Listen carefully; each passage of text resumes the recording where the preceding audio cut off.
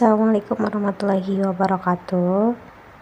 Sebelumnya perkenalkan nama saya Wandari. Oke, baik. Jadi di sini saya akan menjelaskan tahapan dari instalasi Python dengan tipe 3.11.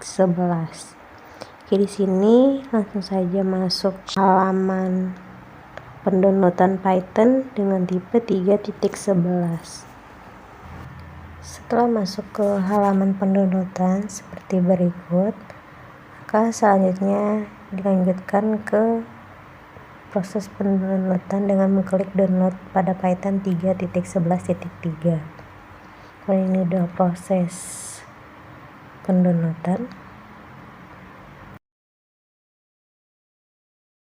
Kemudian selanjutnya setelah proses pendownloadan selesai, lanjut ke open file, yang dimana tahapannya di sini yaitu mencentang add Python to pad. Kemudian mengklik custom installation, kemudian next, kemudian dilanjutkan ke tahapan mencentang install Python 3.11 for all user. Kemudian dilanjutkan ke install, mengklik install. Dan ini dia proses tahapan penginstalan, dan di sini lumayan cukup memakan waktu. Langsung kita percepat saja. Setelah proses install, kemudian mencentang disable length limit. Setelah itu close. Tahapan selanjutnya yaitu membuka CMD.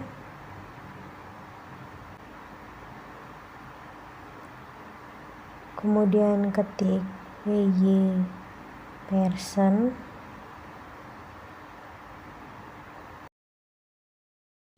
Kemudian enter. Setelah tampil seperti berikut, maka instalasi kita telah berhasil.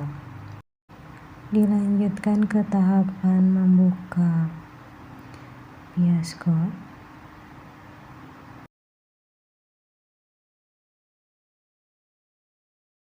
Selanjutnya ke extension, ketik Valence, maka akan tampil seperti berikut. Kemudian install Valence dan Python pada tampilan berikut. Dan pada proses ini jaringan saya agak sedikit bermasalah. Kemudian langsung saja ke tampilan setelah berhasil terinstall dan sudah siap digunakan. Langsung saja kita coba di sini open folder, di mana folder dari modul yang ingin kita tampilkan.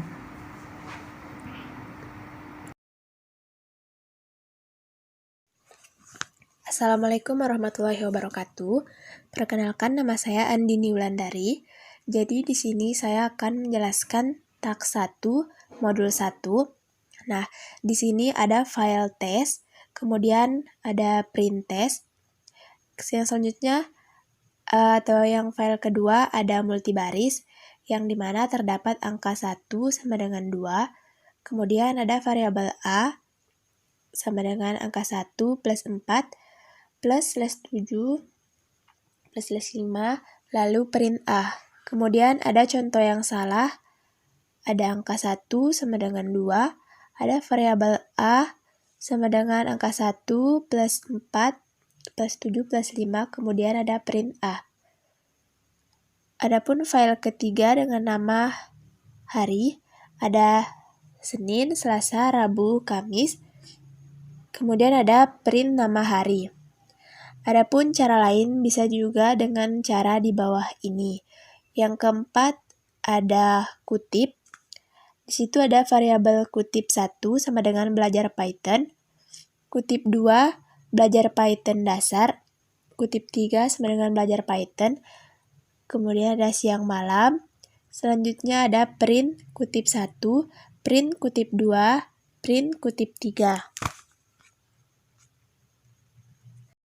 Saya, Andini Wulandari, akan melanjutkan menjelaskan tentang tak 1 modul 2. Yang pertama di situ ada fungsi output, yang dimana print adalah fungsi bawaan untuk melakukan operasi output.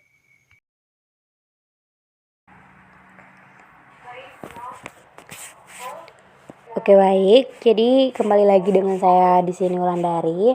Di sini saya akan menjelaskan berkaitan dengan modul 3 yaitu tentang tuple. Yang dimana di sini tuple itu dibuat dengan tanda kurung seperti ini. Di sini ada tanda komen. Komen ini sebagai penanda dalam codingan dan tidak akan terbaca. Maksudnya tidak akan terdeteksi ketika dijalankan. Di sini hanya penanda atau komen. Di sini ada variabel tuple. Di sini kita akan membuat tuple kosong. Kemudian di sini akan di print. Di sini fungsi print itu akan menampilkan dari variabel atau mencetak yang ingin ditampilkan. Dan di sini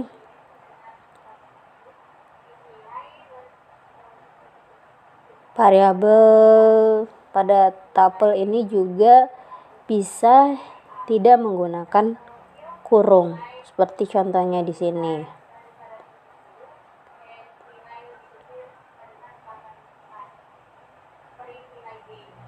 Dan di sini apabila kita ingin membuat sebuah tuple tanpa isi, kita bisa menuliskannya seperti ini. Tanda tuple sama dengan tanda kurung. Isinya akan kosong. Kemudian nanti tuple akan di print.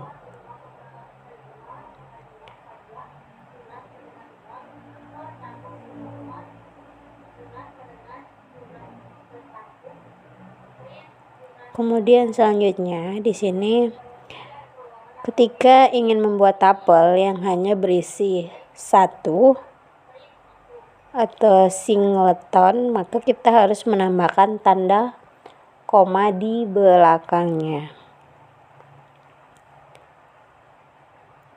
Kenapa harus ditambahkan tanda koma? Karena jika tidak ditambahkan tanda koma, maka akan dianggap sebagai string. Kemudian kita coba run di sini ke terminal. Kemudian terminal. Sini ada PY.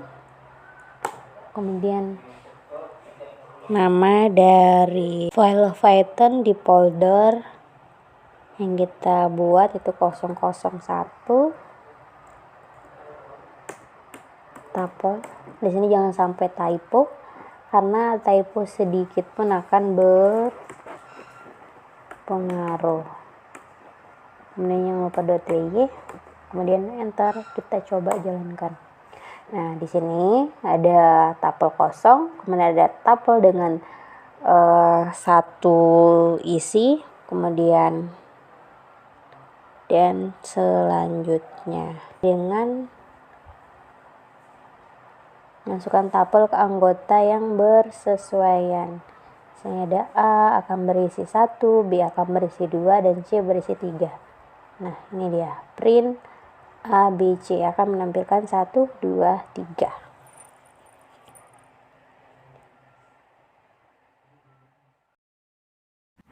Oke, cukup sekian penjabaran dari saya berkaitan dengan tuple.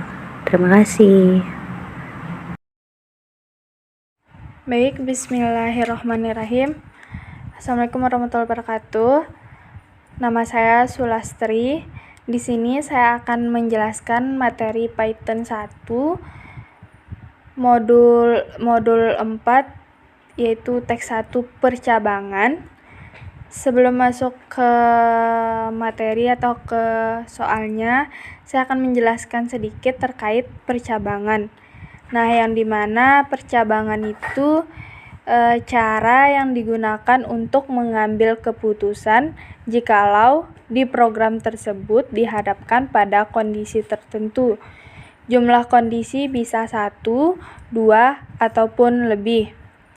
Percabangan juga merupakan bentuk pengevaluasi atau mengevaluasi kondisi atau ekspresi yang hasilnya benar atau salah, yang dimana jika benar akan true dan salah akan false. Baik, di sini ada file 1 yaitu percabangan, yang dimana di sini terdapat variabel angka yang bernilai 4 dan if angka lebih besar dari 0. Kemudian di sini ada print angka, yaitu adalah bilangan positif. Kemudian di sini file yang kedua ada percabangan if. Di sini ada variabel bilangan yang bernilai -1, kemudian if bilangan lebih besar sama dengan 0. Kemudian print, di sini ada positif atau 0, kemudian else print bilangan negatif. Kemudian di sini ada file yang ketiga yaitu percabangan yang dimana di sini ada variabel bilangan yang bernilai sama dengan 5,5. Kemudian if bilangan lebih besar dari 0, kemudian print bilangan positif, kemudian else-nya bilangan sama dengan 0, print-nya 0, dan else-nya print bilangan negatif. Kemudian di sini ada file yang keempat, yang dimana di sini ada variabel gaji yang bernilai 10 juta, kemudian berkeluarga sama dengan true, punya rumah sama dengan true. Di sini terdapat beberapa if, yang dimana pertama ada if gaji yaitu bernilai 3 juta, kemudian print-nya gaji sudah di atas UMR. Kemudian if yang kedua yaitu berkeluarga, kemudian print-nya yaitu wajib ikut asuransi dan menabung untuk pensiun. Kemudian di sini terdapat else, yang dimana print tidak perlu ikut asuransi, dan if punya rumah, print-nya wajib bayar pajak rumah. Kemudian else print tidak wajib bayar pajak rumah, else print gaji belum UMR. Kemudian file yang kelima ada percabangan, yang dimana di sini ada variabel nilai sama dengan 80, kemudian if nilai lebih besar sama dengan 85, and nilai lebih kecil sama dengan 100, print nilai A, kemudian if nilai lebih besar sama dengan 70, and nilai lebih kecil sama dengan 84, print-nya yaitu nilai B. Kemudian if nilai lebih besar sama dengan 55, and nilai lebih kecil sama dengan 69, print-nya nilai C. Kemudian else print nilai D. Kemudian di sini ada file yang keenam, yang dimana di sini ada variabel nomor sama dengan 5,5,2, atau ada 5, variabel 5, 2. Kemudian di sini ada jumlahnya sama dengan 0. Kemudian di sini ada for tampung in nomor, jumlah sama dengan jumlah plus tampung. Kemudian di sini ada print, yang dimana jumlah semuanya, kemudian jumlah. Dan di sini ada file yang ketujuh yaitu for hitung in ring buka kurung 5 tutup kurung, kemudian print-nya itu hitung. Baik, lanjut. Di sini ada perulangan while, yang dimana untuk nilai selain 0 dianggap true, akan terus berlanjut selama kondisi benar. Bila kondisi salah, maka programnya itu akan keluar dari while dan lanjut ke baris pernyataan di luar while tersebut. Nah, di sini ada terdapat variabel hitung sama dengan 0, kemudian while-nya hitung lebih kecil dari 5, kemudian print. Kemudian di sini ada print hitung, kemudian hitung sama dengan hitung plus 1. Nah, kemudian di sini kemudian di sini lanjut ke file yang ke-9, yaitu file perulangan juga. Di sini terdapat variabel i sama dengan 0, n sama dengan input, masukkan batas, kemudian for 1 in ring if 1%, 2 sama dengan 0, kemudian print bilangan, kemudian i sama dengan i plus 1. Baik, selanjutnya masuk ke file 11, yaitu docstring, yang dimana dia itu berfungsi sebagai dokumentasi atau keterangan singkat tentang fungsi yang kita buat. Nah, di sini baik, selanjutnya akan lanjut ke modul 5, yaitu file pertama OOP dasar. Di sini pertama-tama kita akan membuat sebuah kelas yang akan kita namakan yaitu Marvel, kelas Marvel. Kemudian selanjutnya kita akan membuat objek, yaitu ada Marvel 1, Marvel 2, Marvel 3, dan kita akan mengisi nilai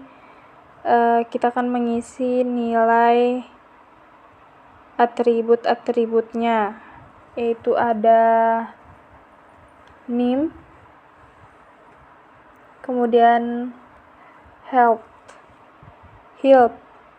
kemudian di sini ada pemanggilan, yaitu print Marvel 1, print Marvel 2. Di sini ada pemanggilan, yaitu print Marvel 1. Kemudian selanjutnya masuk ke file yang kedua, yaitu OOP init. Di sini ada kelas Marvel, kemudian def init, self input. Di sini input name, input help, input heal, input power, input armor. Kemudian di sini ada printnya, itu print Marvel 1, print Marvel 2, dan print Marvel 3. Kemudian yang file yang ketiga ada OOP class instance, yang dimana di sini ada kelas Marvel, kemudian variabel jumlah sama dengan 0, kemudian ada def init, self input name, input help, input power, input armor. Kemudian di sini kita masukin nilai Marvel satunya, Iron Man 1900, 800, print Marvel jumlah. Kemudian Marvel 2 sama dengan Marvel Thor 900, 100, 900, print Marvel jumlah. Kemudian Marvel 3 sama dengan Marvel Captain America 800, 700, 600, kemudian print Marvel jumlah.